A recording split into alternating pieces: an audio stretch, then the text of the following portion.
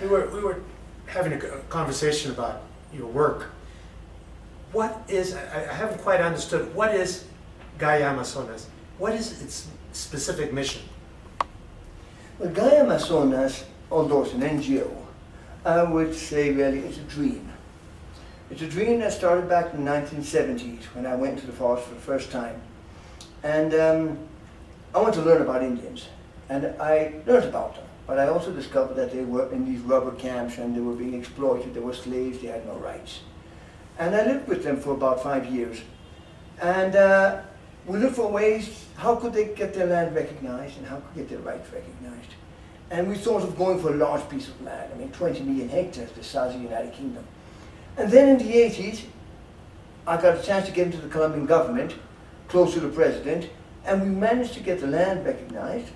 This enormous piece of land, which is now 55% of the Colombian Amazon, and their rights first through the ILO convention and then at a constitutional level.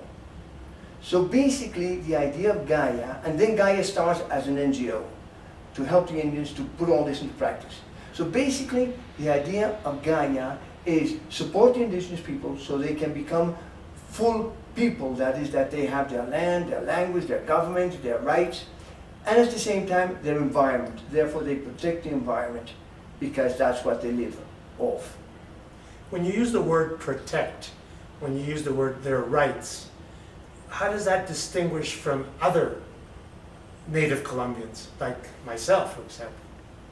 Well, when we use the word, the indigenous people, because they were here before the other people that arrived in 500 years ago, they have rights, a right to be different and to remain different, to keep a culture, to keep a language. Now, it doesn't mean that the rest of the Colombians don't have a right to be themselves.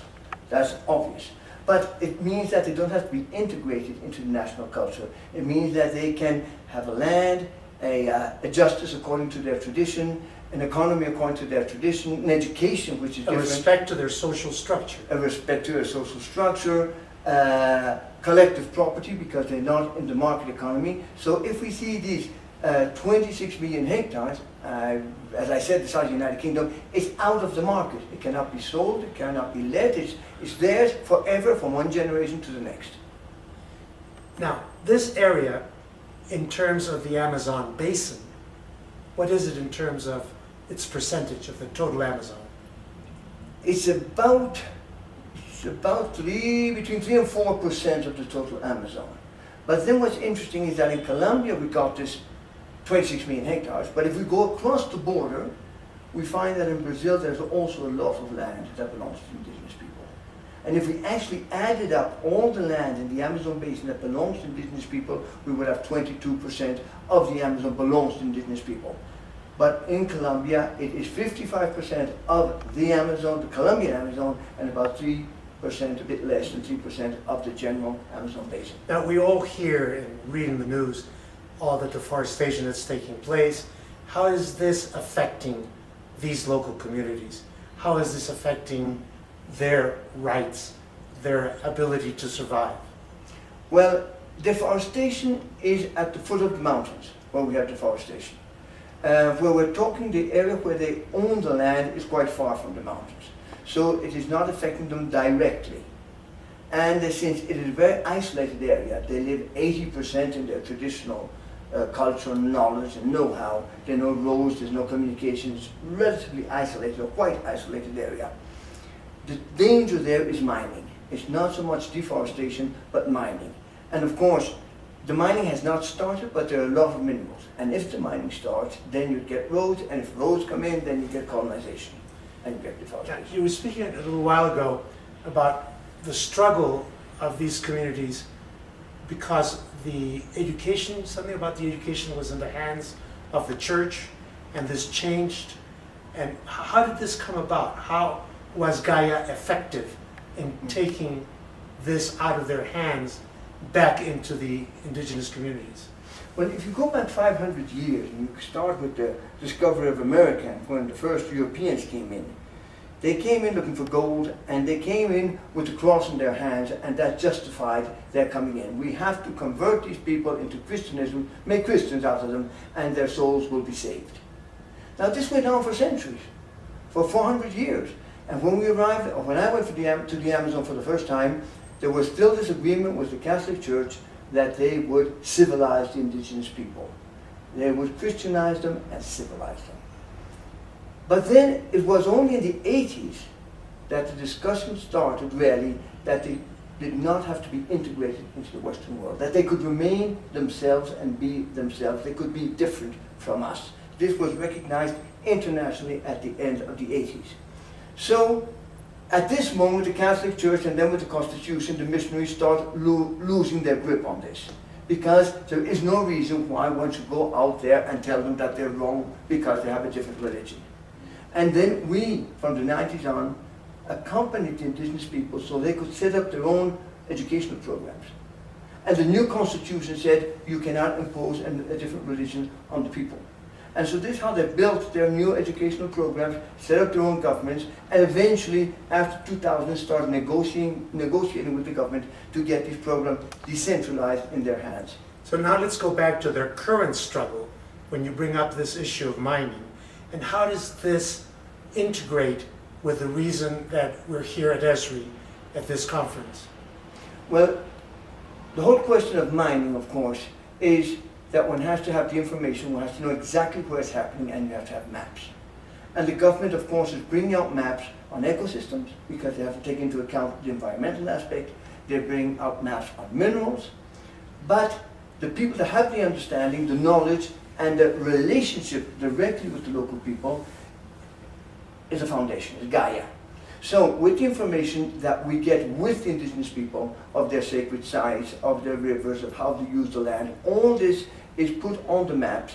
And once it's on the maps, then one can come and they come to the government and say, look, this is the way we are handling the land, and this is why we don't want mining, or this is why we consider it dangerous. Because we have to preserve the environment, and we have to also keep our symbolic areas, our spiritual areas, our hunting, our fishing, and all this goes on the maps that they make, and then here we put it across onto the maps, and this is where Esri plays a major role in recognizing or supporting indigenous people's rights and the environment. That you were mentioning a little while ago when we were talking about these Amazon maps, that the indigenous communities have their own way of mapping, and they bring into this maps the seasons, the changes of the seasons. Why don't you talk to us a little bit about that and how Esri will add that into our Argus Online process?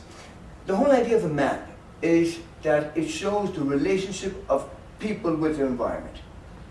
So if a map is made by men that have a specific relationship, hunting, fishing, etc., with the environment, you'll get a certain type of map.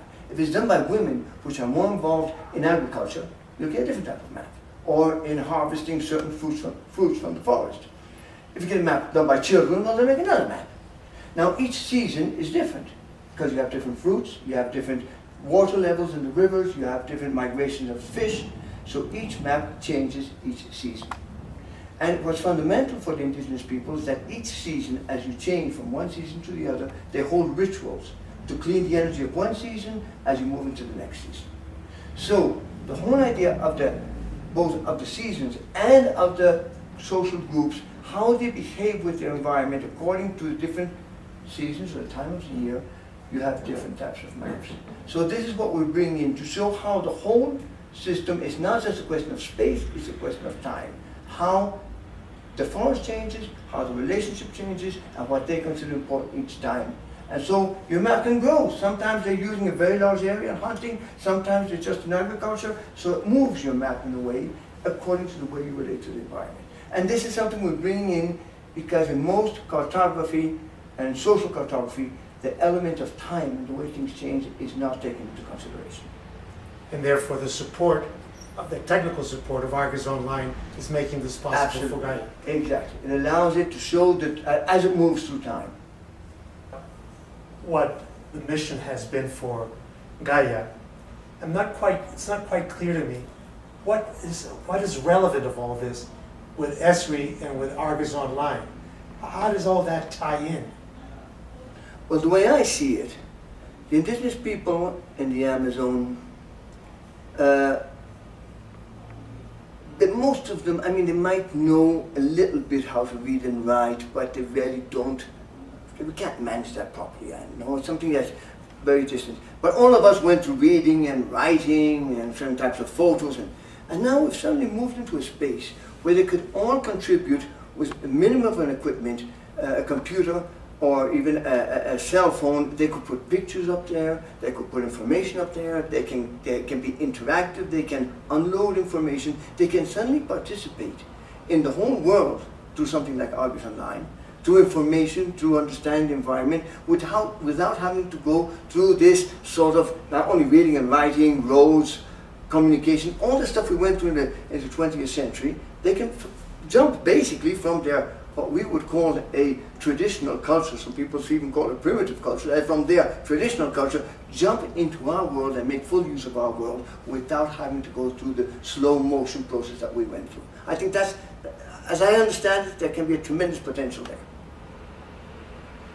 So basically, Esri has given you the tools to make that possible. Exactly. So it's also a great leap for Gaia. It's an enormous leap for Gaia because suddenly we can move. Our big problem every time we go into the forest, it takes us 2 weeks, 3 weeks, enormous distance, it's difficult, the indigenous people can't come out. Suddenly we can move at another level. Of course, we have to implement it, we have to set the whole thing up. But there's an enormous possibility.